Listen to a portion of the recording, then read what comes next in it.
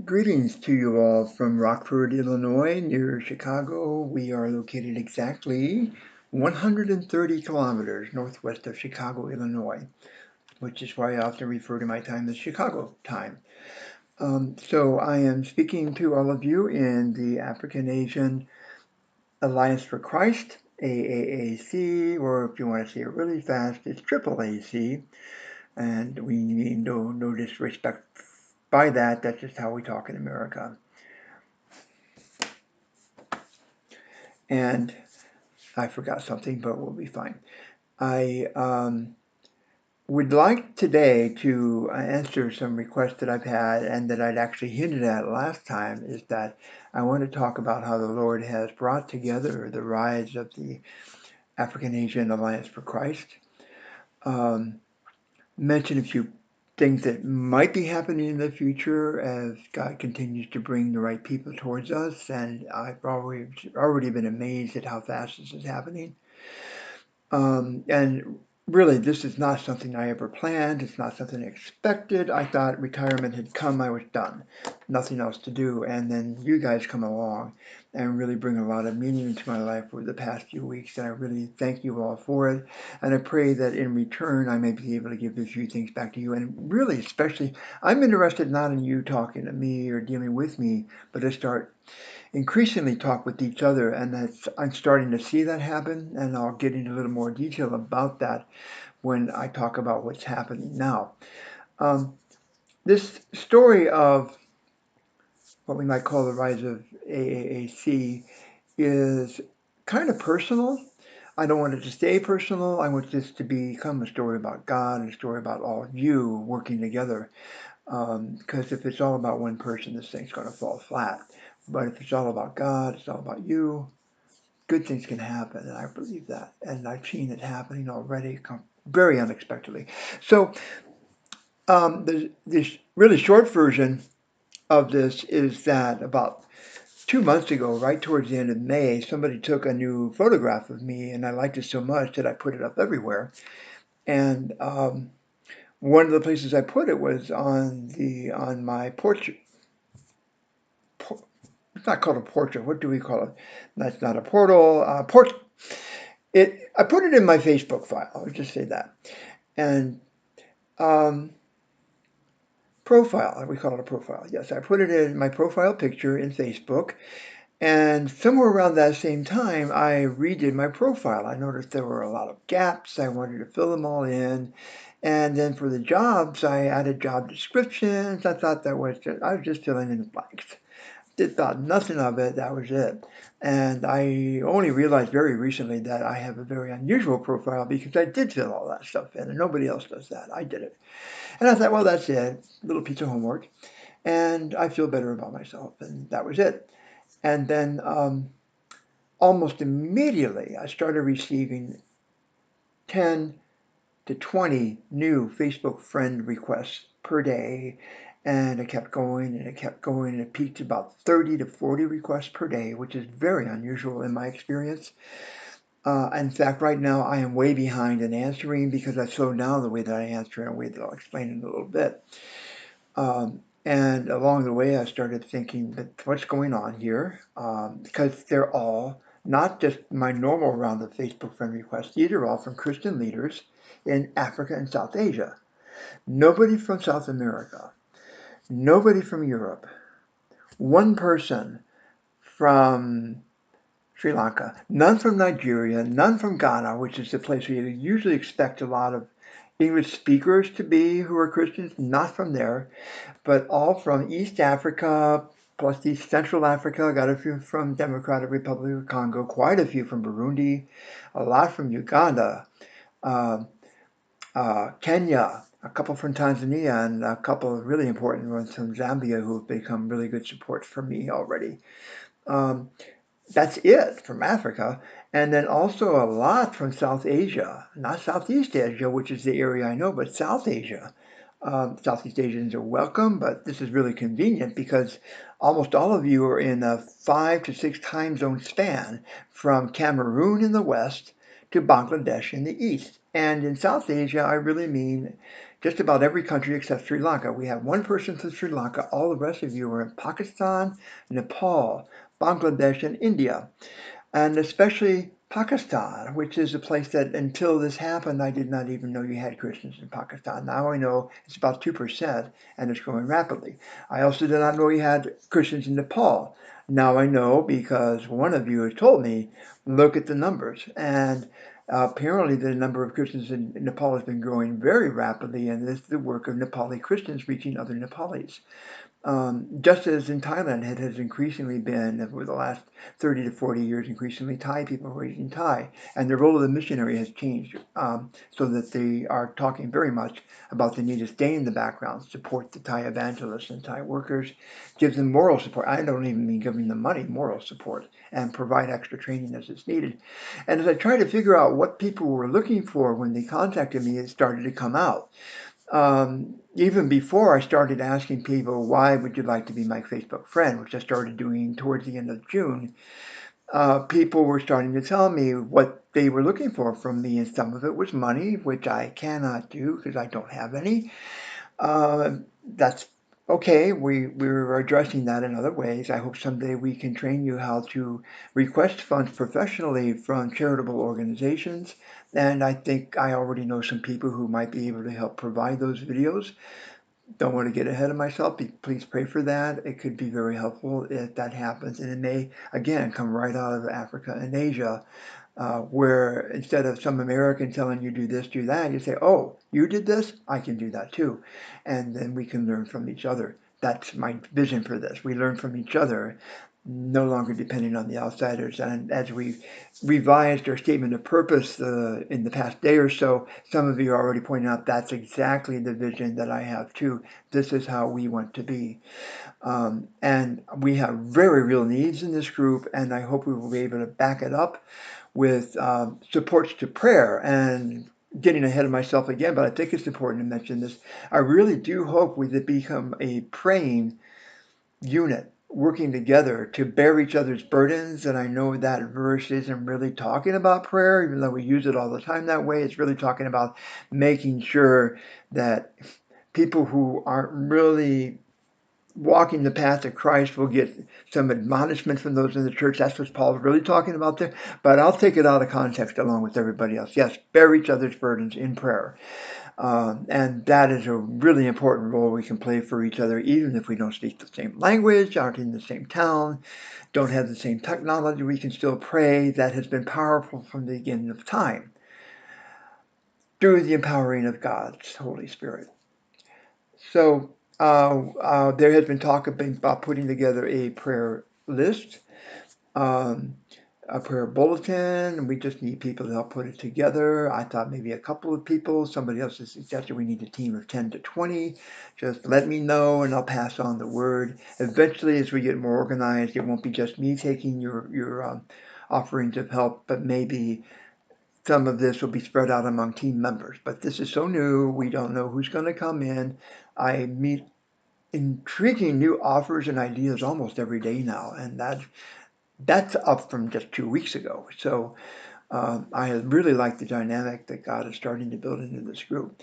So also, we have, while I was preparing to talk to you this evening, we have posted the very first prayer request that I have put up on the Facebook group. Somebody had sent me a message in WhatsApp over here somewhere. I need to reopen WhatsApp.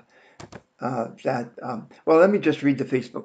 Well, I can't get to Facebook. He said, basically, there is flooding going on in a part of the Pakistani province of Punjab right now, right down by the river. Somebody sent me a video of it, and I'm telling you guys, I don't look at videos, but this came with enough context that I knew what I was looking for. I didn't have to watch the whole thing. It was just, and it didn't matter. I couldn't get the content because it was all in either Urdu or Punjabi. But the message was clear. There was water up to the steps and onto the steps of a church somewhere in Punjab. You could tell it was a church. It's across on a peak of the roof. And that's what's happening right there, right now. And I've seen enough floods in Thailand in the time I was there to realize this can be a really difficult time. And in Thailand, the police would bring boats up to the people, and I've seen times when In the floods of 2011, water is coming right up to the sign at the hospital in the main roadway. Earlier this year in southern Thailand, in Hat Yai, one of my best friends sent me a picture of herself sitting on the roof of her house. It's a one-story house, and water was all the way up to the edge of the roof. And there she was with her two children. All of her stuff was destroyed. She was holding some books for me that we were hoping to place in libraries because I couldn't afford them to bring back to the United States.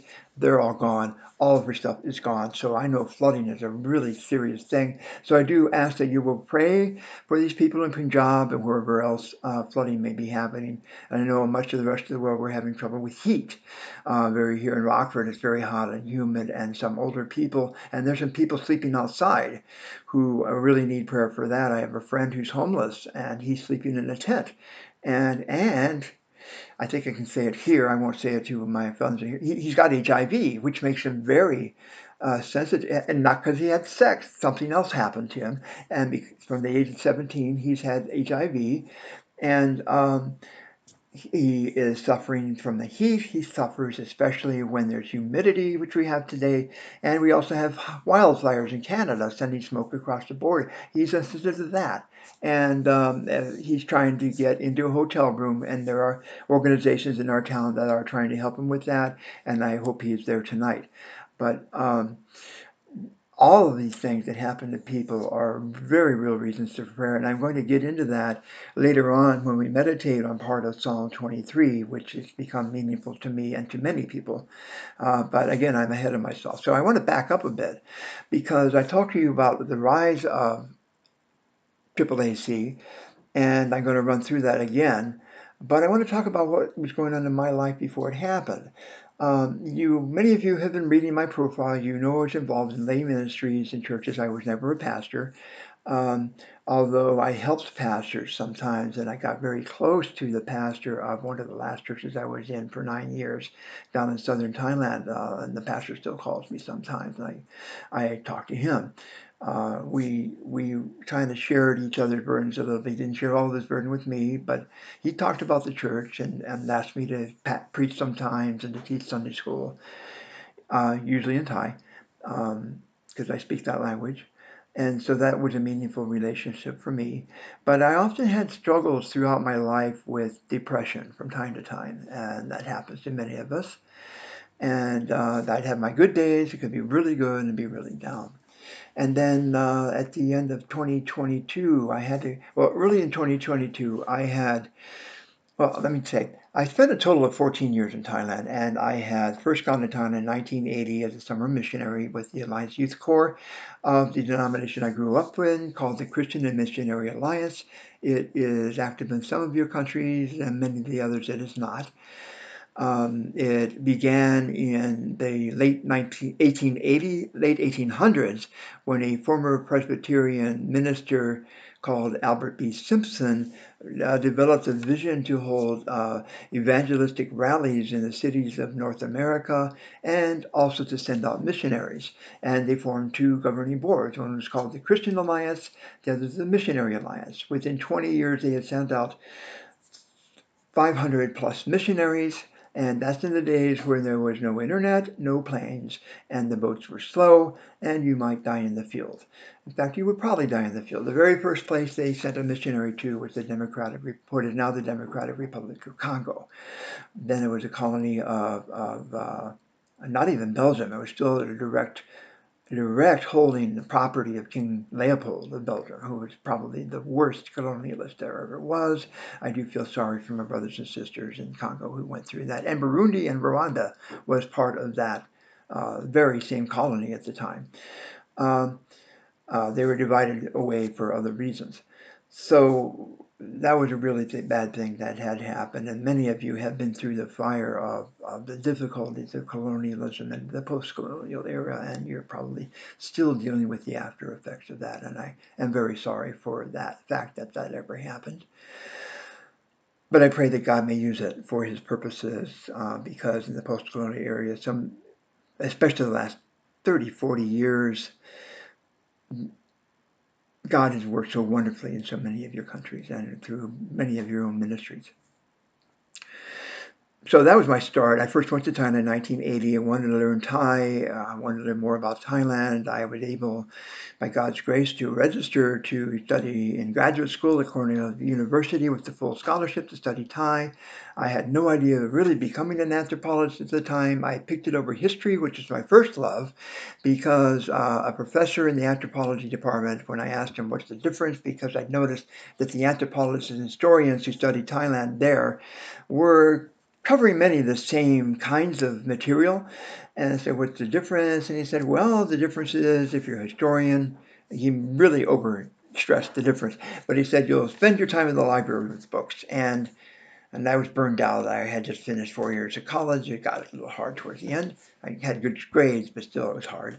And tired of writing papers. And so, but he said with anthropology, you'll spend your time doing research by talking with people. And actually, that's kind of true. And in fact, I've learned many things about talking with people by being an anthropologist. I was not naturally gifted at talking and not naturally gifted at listening. Probably was good at observing, and what we do in anthropology and cultural anthropology is something called participant observation. We participate in people's lives, listen to their stories, try to understand why they do things the way they do, get involved in their lives, and that, in a way, is stuff that I still apply in ministry. It's one of the things I apply in preparing to talk to you, pray things I apply when trying to listen to what you're saying to me when you send me messages. It's like, okay, there's a abort message, but there's something more behind it. And maybe we can tease that out. And so all of that becomes useful over time. And in many ways, this movement, the African Asian Alliance for Christ, is causing me to pull together all these different strands: lay ministry, anthropological observation, paying attention to cultural difference, and paying also attention to some of the things you go through in ministry are the same, no matter where you are. And we're going to get to that, I think, towards the end here. So, but I was prone to have ups and downs emotionally, and then at the end of my time teaching at Aaac University, I then got to volunteer for a couple of foundations, by then supported by myself, by the fact that my pension from working at Northern Illinois University for 8 years when it's a Southeast Asia Publishing Program, uh, just before I finished there, I finally finished my dissertation at Cornell in the free time that came from my not having that job. So all worked together for good. Um, Lost my train of thought for just a bit. Then I finished a PhD, and then I finally start teaching at places, various places. They're usually short or 1 year or part time, because when you finish after 22 years of working on your dissertation, and there's a reason why it happened that long, um, it it's hard to get a full time tenure track job. We have those in the United States where you go in there, basically go through a 6, 7 year probation, work on your publications, at the top universities, maybe a book or two, and work on your teaching. And then once you get in, it becomes very hard to fire you.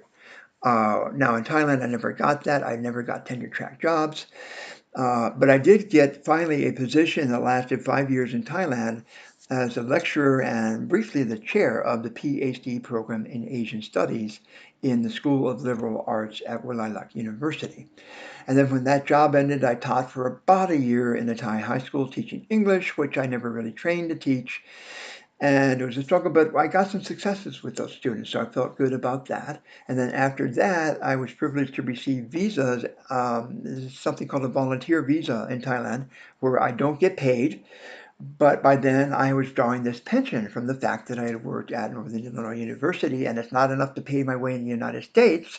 So I eventually had to draw Social Security too once I came back, but it was enough to get me through every single month in Thailand, especially since my car had already been paid for. So I could pay rent, could get food, get internet access, and do what I needed to do there. So I was a volunteer at a Love Your Neighbor Foundation based in Phuket, although I was never actually there. Probably should have been, but I wasn't.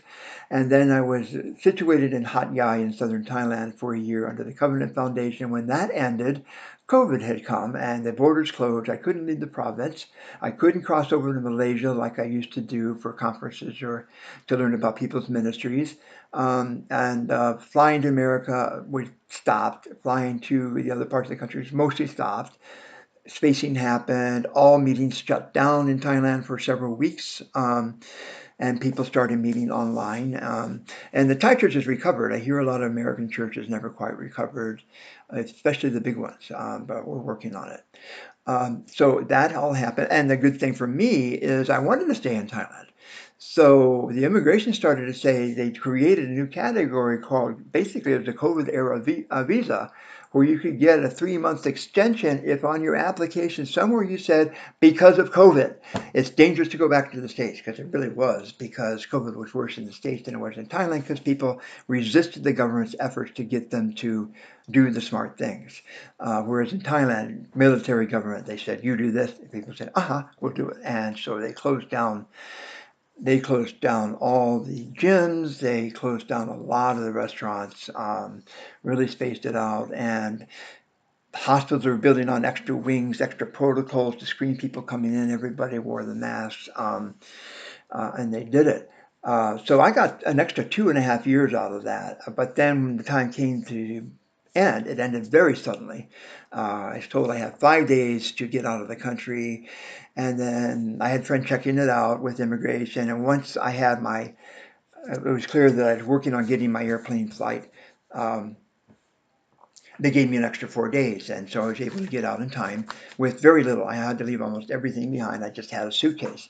And then after not knowing where I was going to land, um, I was able to stay with my daughter and her husband for 2 weeks, and then stayed in that town, living in a hotel for about 3, 4 months, and then I was homeless.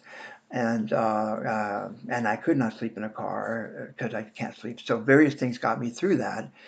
And then a friend back in Thailand who I'd given the power of attorney to sell my car made the connection, sold the car, got a better price than I thought was possible, and sent the money to me, America. And I took that money to go back to Thailand and reconnected with some ministries I knew there and stayed in a rooming house, continued to support myself, and in that time recorded some videos that are now in a YouTube channel with my name on it, Edwin Zehner. So if you ever want to explore those, do so.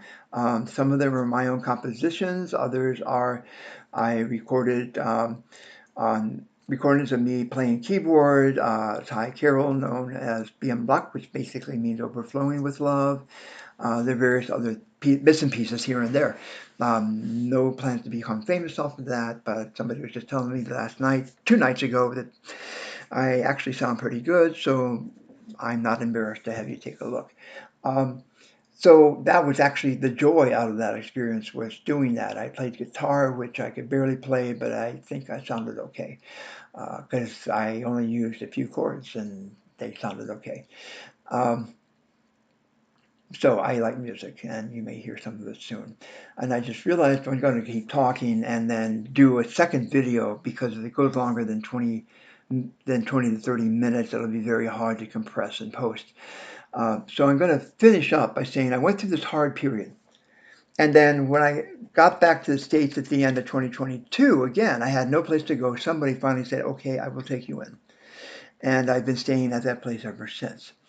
And came back with no money, nothing in my bank account. I had something for retirement, but no bank account. I had a bank account, no money in it, no credit cards, no way to get credit cards, and I was able to gradually build it up. And one thing that helped was that I didn't have a car, which most Americans need. I was able to use buses and occasional taxi.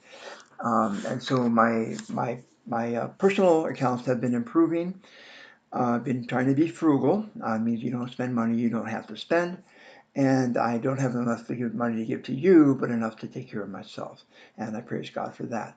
And then, but I still was depressed for the next 3, 4 years and didn't realize that the thing keeping me depressed was not my situation. What was keeping me depressed was the medications I was being given to take care of the situation. So, um,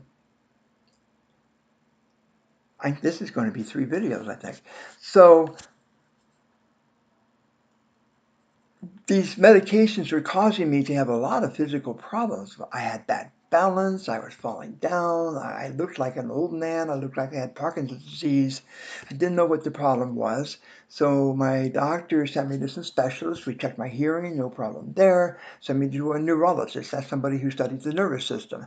And the local one said, we need to send you to a really good place, one of the best university hospitals. And so I went to a place called Rush University Medical Center in downtown Chicago, and they gave me the exam. And the first thing they did is it took me 2 hours, things like that. That pushed me back and forth, walking up and down the hall. And yep, I looked like I had Parkinson's. But they said there are two medications you are taking that if you stop taking them, you're going to get better, and it'll take a whole year to see the full benefit. And it took a while to convince the prescriber that this was a good idea and that the doctor wanted him to try it. And Lord be praised, he finally relented. And the first of those medications was stopped about 6, 7 months ago. And about 3, 4 months into it, I started realizing I was having a personality change. I was no longer depressed. I was more outgoing. I was interacting with people and things were happening. And and then it continued. A couple of antidepressants that made my hands shake. Stopped those. Tapered off. And then the final one, which is also making me act like I was had Parkinson's, took the last dose of that on June 3rd. Right about the time this stuff starts to happen. And so now I am more engaged, able to think clearly, able to have good energy, and right at the time that you guys start making friends with me. And that's where we get the rise of the AAAC. God's timing, I was ready for you guys to talk to me. And so, as I said, I started to get the sense that you guys were wanting, some of you wanted money, but some of you really want ministry, and the ministry delivered. And as I was thinking what to do about that, there started running through my head the verse in Acts chapter 3, where Peter says to the lame man, I don't want to say you're lame, and he was a beggar. I don't want to say you're beggars. It's just the line is so important. Silver and gold have I none, but that which I have I give to you. I knew I didn't have money to give anybody. And I built that into the DNA of this organization. There are featured posts that say we do not ask for money, we don't give money, but we really hope to be able to give you trainings to help you know how to ask for the money more professionally so that you'll be even better at getting the financial support for the work that you are doing. I have some ideas of who it might be, but basically waiting for God to bring the right people. So I was thinking that, well, what do I have? And clearly it had something to do with education. Clearly had to do with some of the additional theology education that I picked up on the side, and especially my ability to network with people, my love of networking with people across national boundaries and bringing people together to work together, to share ideas. And that is my vision for this, is to share ideas, share prayer requests, bear each other up in burden with each other's burdens in prayer. And so, and thinking of that, on June 26th exactly, I got the idea of reviving a Facebook group that I had started at the end of 2022 in uh, con- in concert with a Burundian pastor in Africa named, looking up his name so I won't screw it up, and it's not coming up right away. Linhavyarimana. Burundians have very long names. And he is once again with us. I We started it up. We wanted to make it multilingual, and it kind of was. And then I got depressed and let it drop. And he dropped out his code, and then just as it was coming back up, I get into WhatsApp, and the fourth name down is him. And so we've reestablished contact, and we've actually talked, and we video conferenced, and finally got to see him, which is nice. And he is actually encouraging many of you when you post to our Facebook group right now. And it's really great to see him playing that pastoral role with all of us. So we started it then, let it lapse, and then I thought, well, June 26th, let's revive it.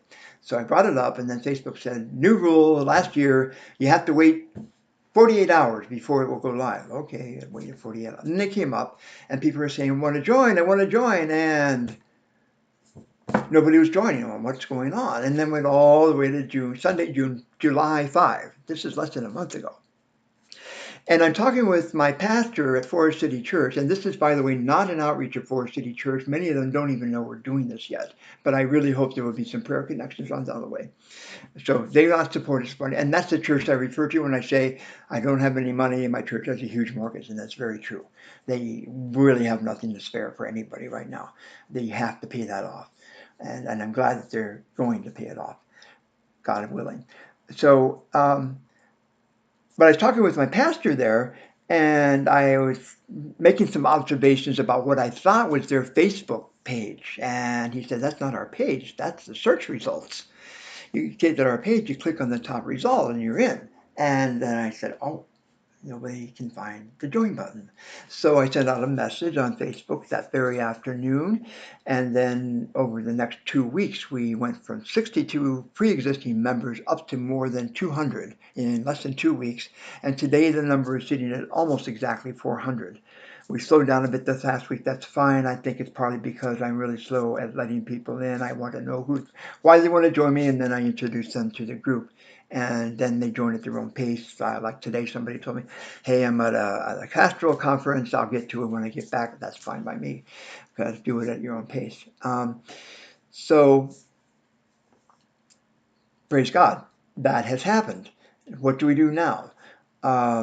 I am starting to record these videos, and the next one will probably be a meditation on an aspect of Psalm 23, especially Psalm 23, verse 4, which speaks of going through the valley of the shadow of death. But you'll fear no evil because God is with you. And it doesn't say, "God, you are with me. My rod and my staff, they comfort me." And it's a meaningful verse to me because of what I went through in the years just before this began. But at the very end of the psalm, it ends very abruptly. From verse 4, it goes immediately to verse 5, where it says, "You prepare a banquet for me, a table before me, in the face of my enemies." In the face of my enemies. Sorry, I had to turn the page. "You welcome me as an honored guest," it says in today's English version, the Good News Bible, "and you fill my cup to the brim. Surely your goodness and love will be with me all of my life, and your house will be with me, my home, as long as I live." And yeah, we never know when that is going to happen. And some of us, it won't. We may always be in the place of struggle, but God is with us. And that's my encouragement to you at the end of it. God is with you. And if and when it comes time to move, God will do it, not because of what you did, but because it's God's timing. And I believe, just as He has done it for me with His unexpected discovery that the cause of my depression was the medicines I was given to cure my depression. Who would have thought it, as we say in English? Who would have thought that that might have been it? And there were other causes of depression, but that was one that made it worse. So God has lifted, for now, and it could come back, but God has lifted that power. And I'm thankful that it enables me to respond to you, interact with others, and bring into being the other things that are happening. I am starting to get some advisors who are really keyed into what's going on here, who are senior, who have international ministry, have actually, in one case, he has been a president of a Bible school. Other people, years of ministry, and others who have access to computer skills that I cannot even dream of, who are proposing things for us that could happen. So please pray for all of that. And with that, I think I'll close in prayer, because I am close to the limit of what I can say here in one time.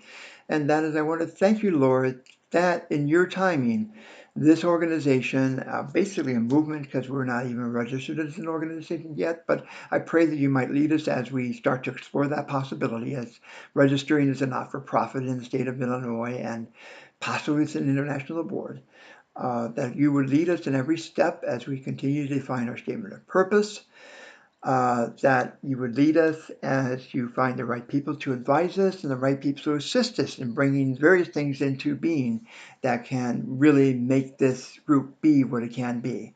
Lord, I pray that you will comfort every person who is in difficulty, every ministry whose needs are greater than their income. I pray that you will provide as they need. And Lord, I pray that you will truly multiply everybody's ability to help everybody that needs their help, whether they be orphans or widows or young children.